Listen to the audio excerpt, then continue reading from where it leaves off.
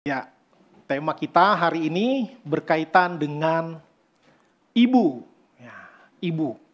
Bukan ibu guru ini ya, tapi ibu sebagai guru pertama dan guru sepanjang masa. Wah, kalau sepanjang masa ini berarti nggak pakai kontrak lagi nih, udah permanen. Ya, baik kita akan mendasarkan perenungan kita dari dua bagian firman Tuhan. Yang pertama dari Ulangan pasal 6 ayat 5 sampai ayat 9. Saya ambil dari terjemahan baru 2. Ya, Bapak Ibu yang belum punya TB2 bisa melihat di layar. Mari kita membacanya dengan perlahan-lahan setelah hitungan ketiga. 1, 2, 3. Kasihilah Tuhan Allahmu dengan segenap hatimu, dengan segenap jiwamu, dan segenap kekuatanmu. Apa yang kuperintahkan kepadamu pada hari ini, haruslah kau taruh dalam hatimu. Haruslah engkau mengajarkannya berulang-ulang kepada anak-anakmu dan membicarakannya ketika engkau duduk di rumahmu atau sedang dalam perjalanan, ketika engkau berbaring atau bangun. Engkau harus juga mengikatkannya sebagai tanda pada tanganmu dan menjadikannya lambang di dahimu. Haruslah engkau menuliskannya pada tiang pintu rumahmu dan pada pintu gerbang kotamu. Satu bagian lagi dari 2 Timotius pasal 1 ayat 5. 1, 2, 3. Sebab aku teringat akan imanmu yang tulus ikhlas. Iman yang pertama-tama hidup di dalam nenekmu Lois dan di dalam ibumu Eunike, dan yakin hidup juga di dalam dirimu. Sedemikian jauh pembacaan firman Tuhan, berbahagialah kita yang membaca, merenungkan, dan melakukan firman Tuhan di dalam kehidupan kita hari lepas hari. Ada peribahasa yang mengatakan buah yang jatuh tidak jauh dari pohonnya. Ya, saya tahu pasti ada yang berpikiran mau menjawab. Tergantung Pak, kalau di pinggir jurang bisa jauh banget tuh jatuhnya ya, bisa ratusan meter ke bawah. Tergantung dalamnya jurang. Atau ada peribahasa like father like son. Ya. Di sisi lainnya like mother like daughter. Ya, seperti papanya begitulah anaknya, seperti mamanya begitulah putrinya. Itu juga bisa kita jawab. Ya misalnya enggak juga, kadang nyilang ya. Anaknya perempuan kayak bapaknya, ya bukan kayak mamanya. Anaknya laki-laki seperti mamanya, bukan seperti papanya. Ya. Tentu kalau secara genetika atau secara fisikal, ya, secara badaniah, biasanya memang mirip. Walaupun nggak selalu. Kadang-kadang dilihat, ini hidungnya hidung opungnya ini. Ya, nggak mesti selalu orang tua, nggak juga. Ya, seperti keluarga kami lah. Papa mama saya semua segini. Ya, saya ngikut dari adiknya opung. Ya, keluarga adiknya opung tinggi-tinggi. Karena itu dari jalur tulang sebelah opung yang itu tinggi-tinggi. Tapi orang tua kami tidak tinggi.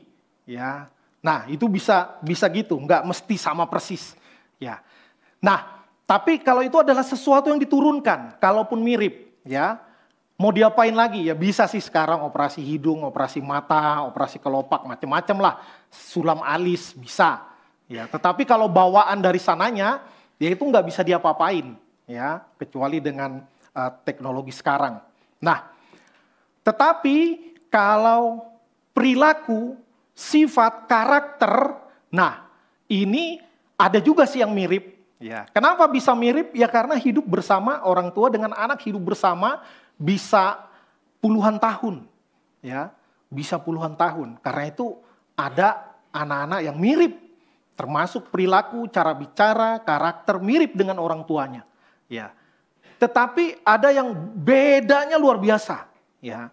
Biasanya itu adik kakak, ya, sifatnya beda banget. Beda banget. Ada yang mirip sih, tapi banyak yang beda. Ya. Banyak yang beda. Bahkan kembar sekalipun tidak mungkin sama semua dari temperamennya, caranya, moodnya bagaimana. Nggak mungkin sama semuanya. Pasti ada perbedaan. Ya. Nah, itulah pentingnya bagaimana mendidik atau mengajar anak. Dan hari ini tentu yang lebih kita tekankan dari peran seorang ibu bagaimana mendidik anak. Ya, mengapa GRI merayakan Hari Ibu? Karena setiap bulan Mei, minggu kedua, ya, ditetapkan sebagai Hari Ibu Internasional. Kemarin di doa pagi sudah dijelaskan bagaimana sejarahnya seorang aktivis perempuan dari Amerika, Anna Jarvis, ya, untuk menghormati ibunya yang begitu dikasihnya, dia mengusulkan agar Hari Ibu dijadikan salah satu hari nasional. Singkat cerita, lalu ditetapkan mulai dari Amerika, lalu beberapa waktu bertahun-tahun kemudian mendunia, ya, mendunia.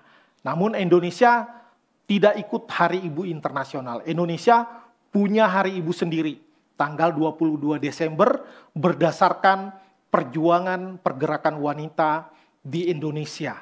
Ya, kenapa kita tidak merayakan 22 Desember? Tentu karena itu rally Natal. Ya, gereja memfokuskan kepada tema-tema seputar Natal. Karena itu untuk Hari Ibu kita ikut Hari Ibu Internasional. Juga untuk menghargai para ibu.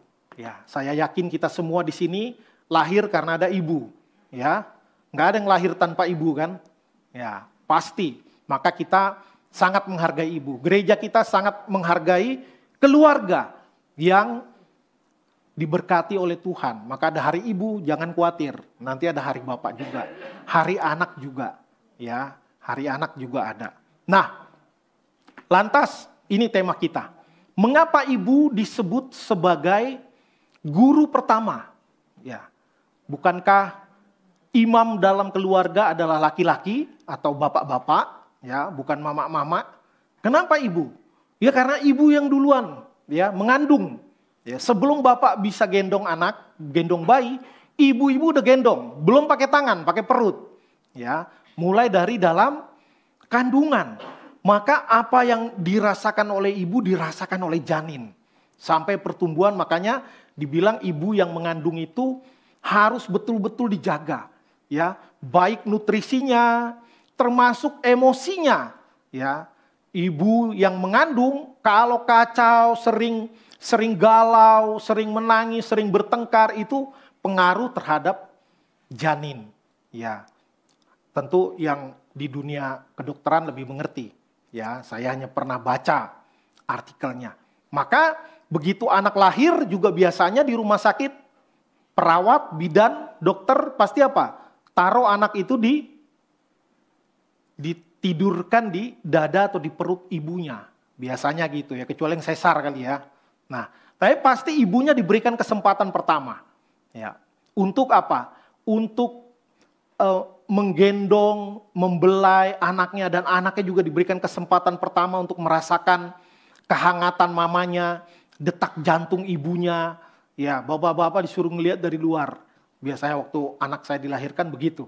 Ya, nggak boleh masuk katanya, suruh di luar. Ada juga beberapa rumah sakit yang bolehkan masuk. Ya, tapi yang di sini yang menjadi fokus kita adalah bagaimana ya ibu pantas disebut sebagai guru pertama. Ya, lalu mengapa juga disebut ibu itu sebagai guru sepanjang masa? Ya, karena dia mengajar anak ya bukan cuma pas anaknya kecil, tetapi terus menerus. Ya, bahkan sampai anaknya besar, bahkan sampai anaknya menikah, bahkan sampai anaknya punya anak lagi, dia tetap menjalankan fungsi keguruan, bukan profesi guru ya, fungsi keguruan yang mengajar dan mendidik anaknya. Loh, kok jadi mama cawe-cawe sama kehidupan rumah tangga anak-anaknya? Ya, tentu ada proporsinya. Dalam tataran tertentu, seorang wanita tetap ada memainkan peranan, mengajar, mendidik anaknya, termasuk ketika anaknya sudah menikah, ya, yang seharusnya sudah pergi. Ya, tetapi proporsinya, ya, nanti kita akan bahas. Nah, ibu sebagai guru yang dimaksud tentu bukanlah profesi. Tentu jadi guru boleh juga. Ibu yang berprofesi sebagai guru ya jadi guru juga bagi anak-anaknya. Yang ibu rumah tangga bagaimana? Jadi guru juga bagi anak-anaknya. Makanya seorang ibu ini pantas untuk diapresiasi. Ya pasti banyak dari antara kita yang sudah pernah baca, ibu-ibu itu bukan cuma sebagai guru, ya sebagai koki juga, ya sebagai manajer juga, sebagai perawat juga, ya apapun dikerjakannya di rumah. Bahkan di zaman modern ini ketika rasanya sulit sekali kalau cuma hanya suami yang bekerja, kalau zaman dulu hanya suami yang bekerja. Tetapi di zaman modern banyak ibu juga turut bekerja.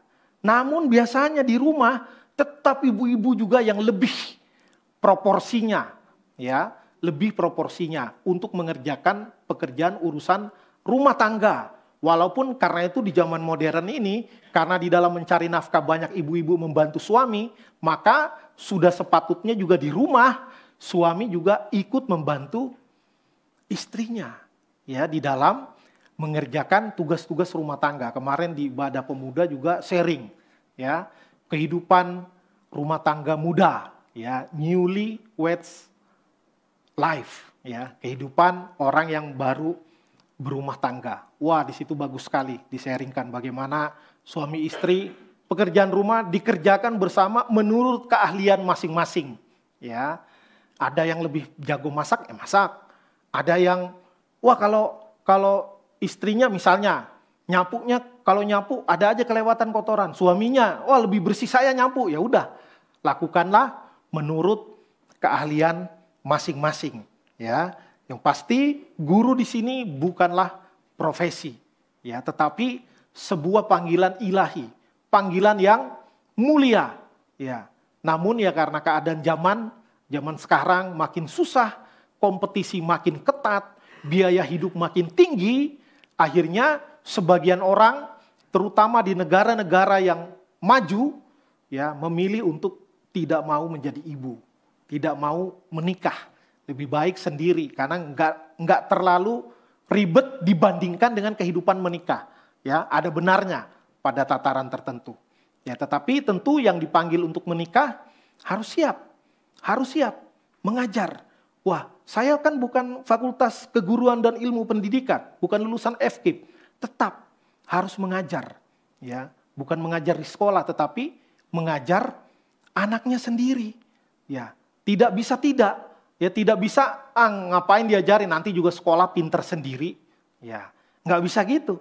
Ngapain diajarin rohani nanti juga udah bisa jalan diajar sama guru sekolah minggu, ya. Iya benar juga, tetapi seorang ibu harus menjadi guru yang pertama, ya. Kapan dia sekolah? Masih lama, bertahun-tahun kemudian ketika baru lahir, ya. Nah, Tuhan memanggil wanita, ya, seorang ibu untuk menjadi guru bagi anak-anaknya. Nah, ini penting sekali, ya. Menjadi guru atau mengajar, mendidik anak bukan sekadar transfer informasi. Nah, waktu saya sekolah dulu, guru begitu tuh, datang, nyatet, pergi ke kantor. Ya, pergi ke kantor dia. Atau tinggal titip pesan, buka halaman sekian, kerjakan latihan soal. Udah, gitu doang. Ya, maka kalau hanya berhenti di situ, ya ini pendidikan zaman dulu punya. Ya, kalau enggak, sekretaris nyatet. Ya, makanya dulu sistem pendidikan CBSA, dibilangnya catat buku sampai habis. Ya, jadi nyatet aja terus. Lalu ngapal, menghafal, apa-apa harus hafal, kurang titik koma bisa berkurang nilai. Ya, misalnya kita pakai kata yang bersinonim, mirip, makna sama, tapi katanya beda, bisa kurang nilai. Ya, ada dulu guru saya yang seperti itu. Ya harus persis plek dari buku dipindahin ke kertas soal, ulangan harian atau ujian. Nah, ini hanya merupakan transfer informasi. Tetapi guru yang dimaksudkan termasuk yang tadi kita baca, ya, di Ulangan pasal 6 itu ada nilai transformasi. Karena itu dibilang apa? Ajarkanlah berulang-ulang. Ya, bukan anaknya terlalu bego, diajarin lagi nggak ngerti-ngerti, diajarin lagi, remedial terus. Ya, karena nggak tuntas, nggak memenuhi KKM kata anak sekolahan, kriteria ketuntasan minimal. Bukan karena itu. Karena apa? Pengajaran itu harus dilakukan. Ayo. Nah, karena tubuh kita ini cenderung berdosa dan cenderung suka dengan pelanggaran, maka ini harus dilatih terus, diajar terus, ya, di training, ya, pakai kata train, sampai benar-benar dilakukan, lalu dilakukan terus-menerus sehingga menjadi karakter. Ya, itulah yang difirmankan oleh Tuhan, mengajar, ya, ajar terus, nggak ada berhentinya. Makanya dibilang sepanjang masa, pada waktu engkau di rumah, pada waktu engkau di perjalanan, pada waktu berbaring, pada waktu duduk, tuliskan di lengan, di dahi, ya, itu maksudnya apa? Ya terus menerus, ya, terus menerus dan dilakukan, ya, dan dilakukan. Nah, perlu ada transformasi. Kalau nggak sampai transformasi, sayang, nggak ada bedanya dengan ya ilmu pengetahuan pada umumnya. Ya ada memang yang ilmu pengetahuan hanya untuk diketahui, ya tidak perlu dilakukan. Ya ada seperti itu. Misalnya mengkonsumsi narkoba bisa menyebabkan kematian, nggak usah dipraktikkan. Ya cukup tahu aja. Ya ada yang memang untuk informasi, nggak perlu untuk dilakukan. Tetapi hal-hal yang mengandung karakter, nilai-nilai moral Kristiani harus dilakukan sampai itu menjadi karakter. Nah, dalam kearifan lokal, ya budaya Jawa, kata guru itu disingkat. Jadi kata gunya digugu, ya runya ditiru. Digugu artinya perkataannya harus bisa dipertanggungjawabkan. Ya, artinya apa? Apa yang dikatakan harus valid. Kalau diuji kebenarannya bisa dibuktikan, ya bahwa dia bukan ngomong sembarangan, ya tapi bisa dipertanggungjawabkan. Nah, itu digugu. Lalu runya ditiru. Ya, artinya apa? Maknanya sikap dan perbuatannya dapat menjadi teladan. Nah, ini ya kadang susahnya orang tua mengajarkan anak, tapi dia bukan menjadi pelaku apa yang diajarkan. Nah, ini susah. Misalnya anaknya disuruh sabar, tapi orang tuanya nggak sabaran. Nah, ini nggak gampang. Ya, jangan ikuti mama. Ya, misalnya seperti itu. Ya tentu kalau orang tuanya nggak sabar ya tetap harus ngajar sabar ke anaknya.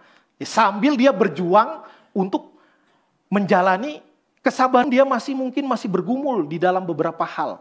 Ya, tetapi yang paling efektif adalah dia mengajarkan apa yang dia lakukan. Ya, maka runya ditiru menjadi teladan. Ya, kalau Pak Bigman senang pakai istilah model, modal dan motor. Ya, harus menjadi model, menjadi teladan. Karena anak-anak itu, ya terutama yang balita, dia belum banyak mengerti kosakata. Tetapi dia akan melihat apa yang dilakukan orang tuanya, bagaimana gesturnya, bagaimana mimiknya, ya. Itu akan cenderung lebih kuat untuk diikutin. Ya, anak itu peniru.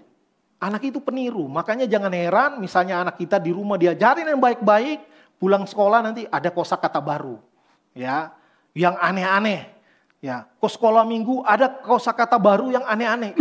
Ini anak nggak diajarin orang tuanya, bukan? Dia niru pasti, niru. Entah apa yang dilihatnya, entah dari gadget, entah dari teman, pergaulan, lingkungan, teman sekolah, macam-macam. Nah, tapi memang ya kadang-kadang guru zaman sekarang kasihan ya, harusnya digugu dan ditiru, tapi banyak yang digugat dan diburu, ya. Digugat. Anak saya kenapa dimarahin ini? Ya, pulang sekolah kok anak saya ada merah-merah di sini. Kenapa ini? Gurunya ngapain aja? Ya, protes ke kepala sekolah, macam-macam. Karena bukan digugu tapi digugat, ya. Bukan ditiru tapi diburu. Ya, apalagi kalau sekolah swasta kadang-kadang itu siswa bisa lebih berkuasa daripada gurunya. Ya, yang mudah-mudahan sekolah anak kita nggak seperti itu. Ya, ada yang anak komplain dikit, wah bisa bahaya itu gurunya. Apalagi kalau orang tua ada yang galak misalnya, saya nggak mau lagi itu guru itu ada di sini. Waduh, kesian gurunya. Ya, nah kembali lagi ini bukan profesi guru ya. Ya, tetapi kadang-kadang mama-mama juga digugat ya. Padahal maksudnya baik. Tapi ada anak-anak yang belum sampai pikirannya sehingga ada mama langsung ribut rumah, ya. Cerewetnya minta ampun misalnya, nggak nyaman ada mama misalnya.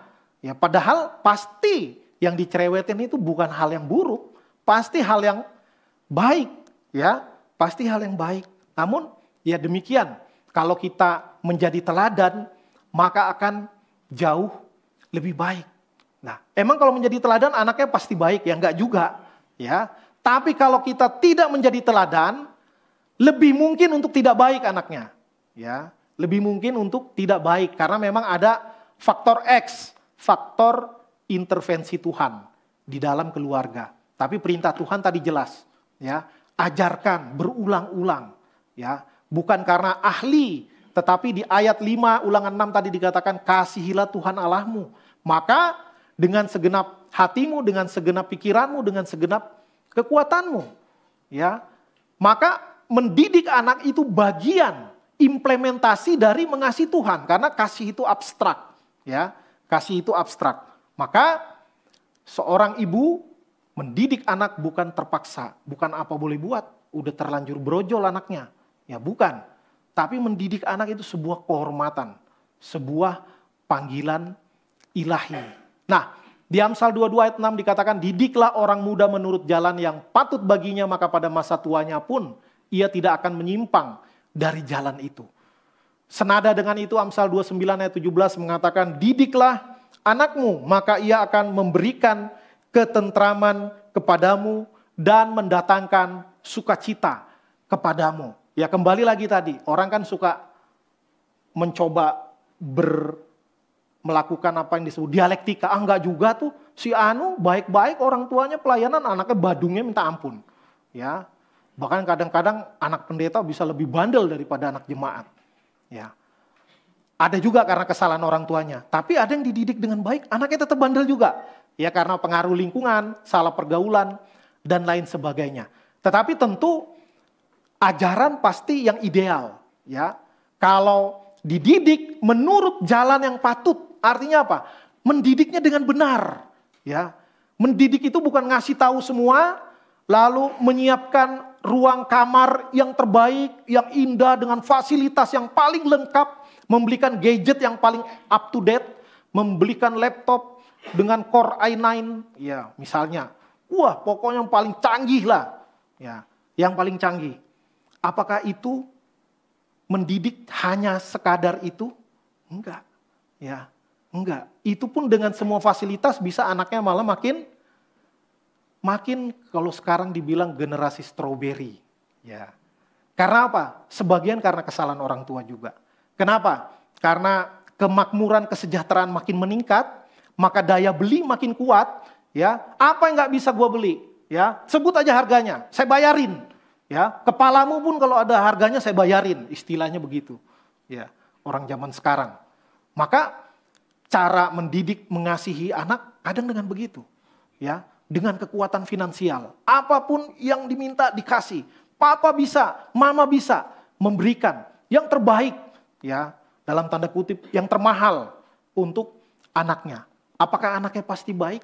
Ya belum tentu juga, ya. Maka firman Tuhan selalu lebih menekankan spiritualitas dan moralitas. Ya, ini yang paling penting. Ini yang paling penting. Harta itu gampang hilangnya, ya. Gampang hilangnya. Ya mau berapapun, ngabisin uang tuh gampang. Yang ngumpulin yang susah. Ya. Nah, kalau nggak ada karakter, kalau nggak ada moralitas Kristiani yang tangguh, yang kokoh, waduh, kesian. Ya, dikasih uang sebanyak apapun akan gampang sekali. Ya, ada judi slot lah, zaman sekarang kan, nonton bola, tiba-tiba ada iklan, ayo pasang, ya. Ayo pasang ini, tebak siapa yang menang, skor berapa, tebak-tebakan. Ya, gampang sekali menemukan hal-hal yang seperti itu. Karena itu kalau nggak ada bejana moralitas ini, bejana spiritual, wah sulit. Ya, sulit. Ya, kemarin juga dibahas tuh di ibadah pemuda soal finansial. Finansial, orang mau menikah siapkan finansial. Bukan berarti harus kaya dulu, bukan. Karena finansial cukupnya berapa, itu pun beda orang beda-beda. Ya, beda orang beda. Nah, kalau kita orang yang kurang bisa mengendalikan diri, orang punya apa, kita merasa kok saya nggak punya ya. Ya, langsung merasa minder. Saya harus punya juga barang yang sama dengan punya dia. handphone yang sama dengan punya dia, mobil yang sama dengan punya dia, biar saya tidak lebih rendah dari dia. Nah, ini salah. Ya, salah karakter, ya, salah nilai diri. Nilai diri kita bukan ditentukan apa yang kita pakai, apa yang kita kendarai, walaupun ya jujur di dunia ini ya begitu, ya, makin kita kelihatan wow secara penampilan, ya orang makin respect. Ya biasa, tapi di awal ya, kesono-kesononya tetap juga nanti. Tetap juga karakter, moralitas akan menentukan bagaimana penghargaan orang kepada kita. Nah, jadi firman Tuhan terus nyuruh didik anakmu. Ya, maka pada masa tuanya pun, kalau anaknya aja tua apalagi mamanya. Ya kan? Ya tua banget mamanya pasti. Artinya apa? Kembali tadi, guru sepanjang masa. Ya. Nah, lalu ini tentang kedisiplinan. Tentu mendidik anak harus ada disiplin. Ya, tongkat dan teguran mendatangkan hikmat. Tetapi anak yang dibiarkan saja mempermalukan ibunya. Nah, ada tipe orang tua juga yang terlalu permisif, ya, cincai, abai. Ya, anaknya terserah mau ngapain, yang penting di dalam rumah. Ya, dipikir kalau udah di dalam rumah pasti baik, kalau di luar nanti, waduh temennya banyak anak-anak bandel-bandel, belum tentu dia di kamar terus dia baik, ya. Apalagi zaman sekarang, ya, dengan gadget di tangannya itu seluruh dunia masuk ke kamar dia, ya.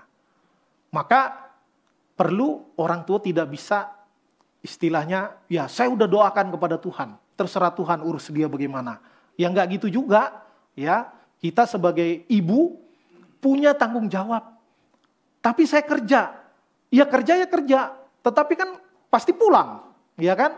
Mungkin waktu ngobrol sama anak, tanya bagaimana harinya, ada tugas sekolah atau enggak, apa yang bisa diseringkan anaknya, diberikan kesempatan curhat. Mungkin hanya 1 jam waktu bersihnya, enggak apa-apa, ya. Tapi harus ada effort, harus ada upaya dari orang tua, ya. Karena ya anak kita kalau enggak kita temenin, ya dia cari teman yang lain, ya.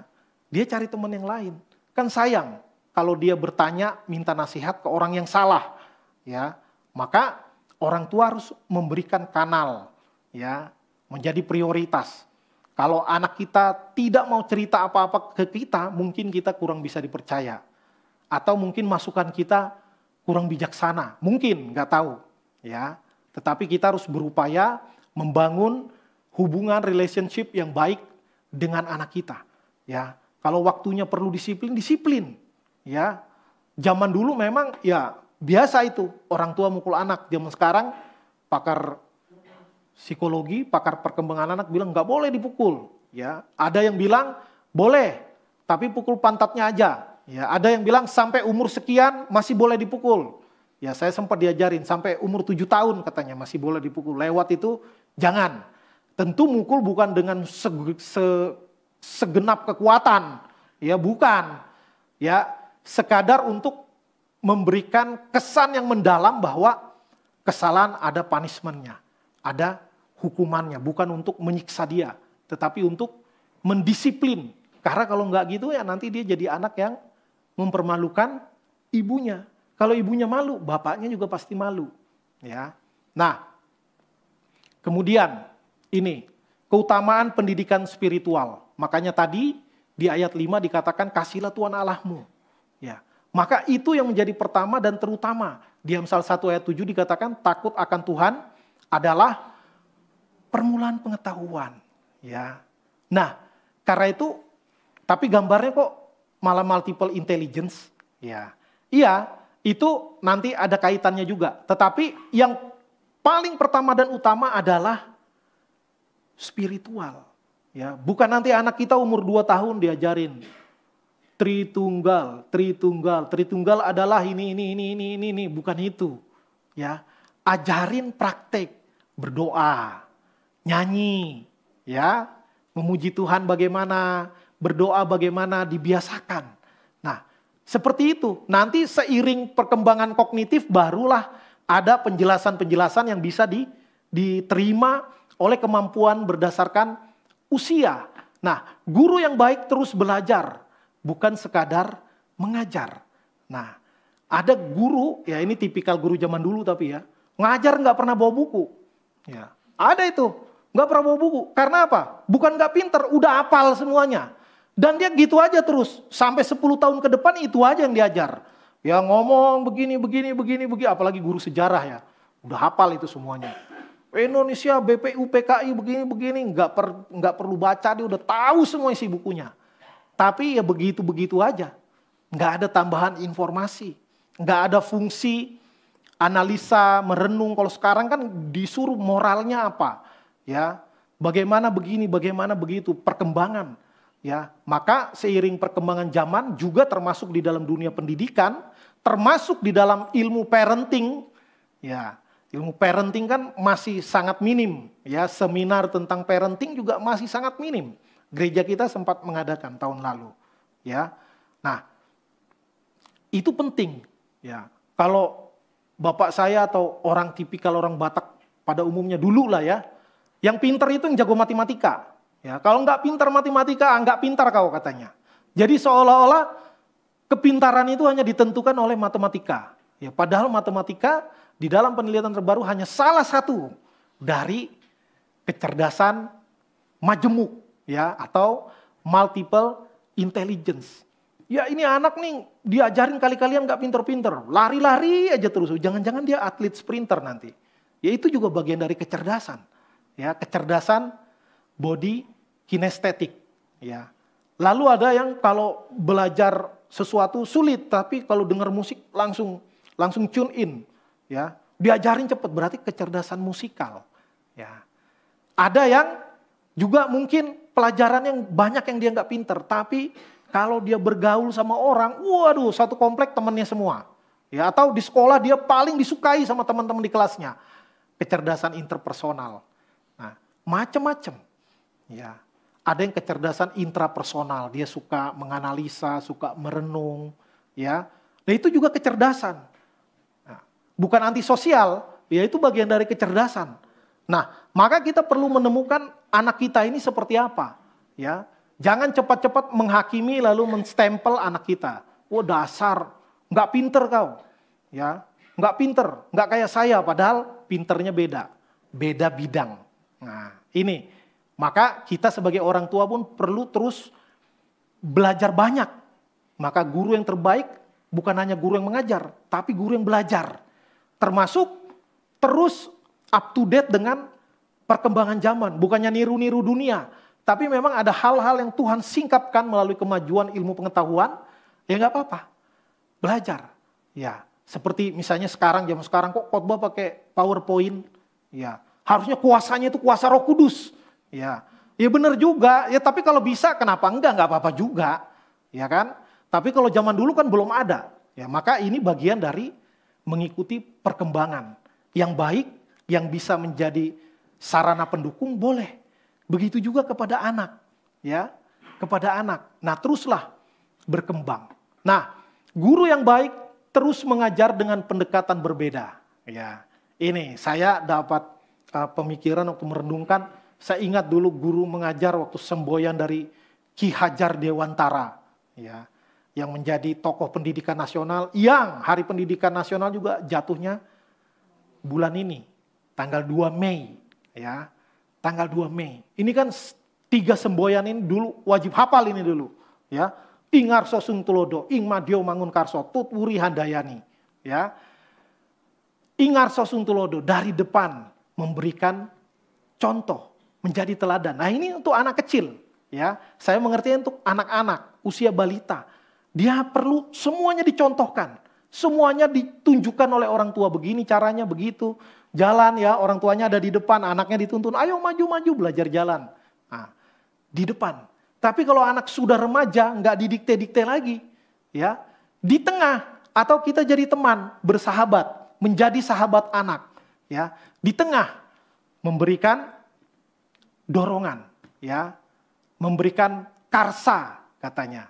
Lalu kalau anak sudah dewasa juga nggak bisa kita dikte, ya kadang-kadang masalah orang tua juga begitu. Anaknya udah 40 tahun, mamanya melihat ini gadis kecilku katanya. Iya. Ini anakku yang paling disayang ini. anak cowokku yang paling disayang. Dimanja-manja terus, lalu dia mau atur hidupnya. Ya, mau nikah dengan siapapun diatur sama mamanya. Ya, lalu mau kerja apa, mau usaha apa diatur mamanya. Ya, sampai anaknya mau kuliah pun ditentukan mamanya. Ya, harus ini kau jurusannya. Ya, padahal satu dia nggak bakat, yang kedua dia nggak minat. Ya, bisa jadi nanti kuliahnya nggak selesai, atau selesai demi menyenangkan orang tua, lalu nanti kerja dia pergi jauh-jauh, dia nggak mengikuti ilmunya yang dia punya. Ya, kadang-kadang mama-mama begitu. Ada artikel yang saya baca juga gitu. Dia akhirnya dia sadar bukan anaknya yang harus bertobat, dia yang harus bertobat. Ya, ini cerita tentang mau masukin anak kuliah. Kok dia kuliahnya seni? Seni mau makan apa? Seni itu nggak jelas. Ya, nggak fix income. Ya. Tolong doakan, ada kelompok ibu-ibu, pokok doa anak saya, tolong tuh supaya Tuhan ubahkan dia, jangan mau kuliah itu. Ya. Jangan mau kuliah itu, kuliah yang lain. Supaya Roh Kudus melembutkan pikirannya. Temennya doainnya bilangnya apa? Supaya kehendak Tuhan yang terjadi. Lagi doa dia bilang, kok ini pesanan doanya apa? Doanya apa? Ya. Tapi sambil berdoa dia sambil mikir. Iya juga ya. Jangan-jangan saya yang ngotot. Ya. Harusnya mungkin bukan anak saya yang harus Tuhan ubahkan. Saya yang harus Tuhan ubahkan. Ya. Akhirnya dia berterima kasih kepada teman-teman di kelompok doanya. Iya benar ya. Kadang-kadang kita itu berdoa mau menyetir Tuhan dengan permohonan kita, ditambah lagi dengan iman, ditambah lagi dengan klaim dalam nama Yesus. Katanya kalau minta dalam nama Yesus pasti mujarab. Ya. Padahal enggak juga. Ya. Tergantung apa yang kita minta. Bersesuaian enggak sama kehendak Tuhan. Tuhan yang putuskan, bukan kita. Ya, di dalam Alkitab memang ada banyak contoh. Bahkan rohaniwan yang melayani dengan baik pun anak yang bandel ada. Ya, contohnya harus dari hamba Tuhan biar jemaat senang ya. Imam Eli. Ya, Imam Eli anaknya badung-badung sampai dihukum Tuhan. Anaknya Harun, Imam Harun juga dihukum Tuhan. Ya. Tapi ada anak-anak yang baik-baik. Ya. Seperti tadi yang kita baca, 2 Timotius 1 ayat 5. Ya, Timotius ini imannya sudah dari neneknya. Neneknya menjaga iman, dia mentraining putrinya, Yunike, lalu Yunike juga mentraining dalam hal iman anaknya. Ya. Timotius. Wah, ini makanya tadi saya bilang guru sepanjang zaman. Ya. Mulai dari ngajarin semuanya, sampai menjadi teman, sampai hanya dari belakang memberi dorongan. Kalau ada bingung, ada pergumulan, kamu bisa datang ke mama. Kamu bisa telepon mama kapanpun. Ya, kapanpun, 24 jam. Yang penting mama nggak tidur. Ya, kalau tidur ya nggak bisa dijawab. Ya kan? Seperti itu. Orang kalau anak udah besar, apalagi udah menikah, ya nggak bisa lagi kita atur semua. Tapi kita harus tetap terbuka. Ya, kapanpun kamu mau mampir boleh, kamu ada sesuatu yang mau ditanya, kamu mau curhat boleh, ya. Tapi tidak lagi mendikte A sampai Z, ya. Karena itu kita lakukan bagian kita, ya. Didik anak sebaik mungkin, walaupun anak imam aja bisa bandel, bisa. Apalagi kalau nggak diajarin, ya. Maka yang harus kita pegang, kita harus mengerjakan bagian kita. Terutama sebagai ibu, sebaik-baiknya. Sisanya nanti serahkan kepada Tuhan. Saya yakinlah, ya, kalau tidak ada karena apa-apa, maka anak kita kalau dididik dengan baik, maka dengan izin Tuhan dia juga sampai masa tuanya pun baik. Ya, saya termasuk beruntung punya mama yang baik sekali, sabar sekali. Ya, sampai lama orang di lingkungan kami bingung, dia tuh Batak atau bukan sih? Ya. Karena mama-mama Batak lainnya sangat tipikal Batak, ya kan? Mama saya lain, ya agak lain memang. Sabar, ya enggak ngamuk-ngamuk, enggak lempar-lempar, enggak mukul-mukul, enggak pernah. Tapi ya salah ditegur, tapi nadanya tuh datar gitu ya. Ya dididik dengan baik, diajar, didorong ke sekolah minggu. Ketika remaja saya bandel enggak? Bandel juga. Tapi itu saya yakin, kalau dididik dengan baik di awal, masa tuanya pun bukan masa remajanya ya. Ini cari pembenaran. Masa tuanya baik ya. Jadi waktu remaja, kenakalan remaja juga ada, tetapi ya nggak sampai tergeletak. Karena apa? Pendidikan Kristen usia dini. Ya. Maka ajarlah anak-anak kita, cucu-cucu kita, bawa mereka kepada Tuhan. Ya, supaya mereka juga menjalani spiritual journey pribadinya dengan Tuhan. Tentu kita hanya bisa bawa, kita nggak bisa jamin, Tuhan yang bisa jamin. Ya, tetapi kita lakukan bagian kita. Akhirnya selamat Hari Ibu, ya, kita mengapresiasi para ibu. Nanti siap-siap ibu-ibu akan dipanggil nanti, tapi setelah bapak-bapak akan mempersembahkan pujian. Ya, jadi itu tuntutan dari ibu-ibu. Ya, bapak-bapak harus nyanyi. Tahun lalu aja nyanyi. Ya, jadi daripada kena demo nanti panjang urusannya ya. Sampai ini masih pulang ke rumah ketemu istri lagi. Maka bapak-bapak sudah mempersiapkan lagu. Nanti akan menyanyikan pujian setelah pengakuan iman rasuli. Amin. Mari kita berdoa.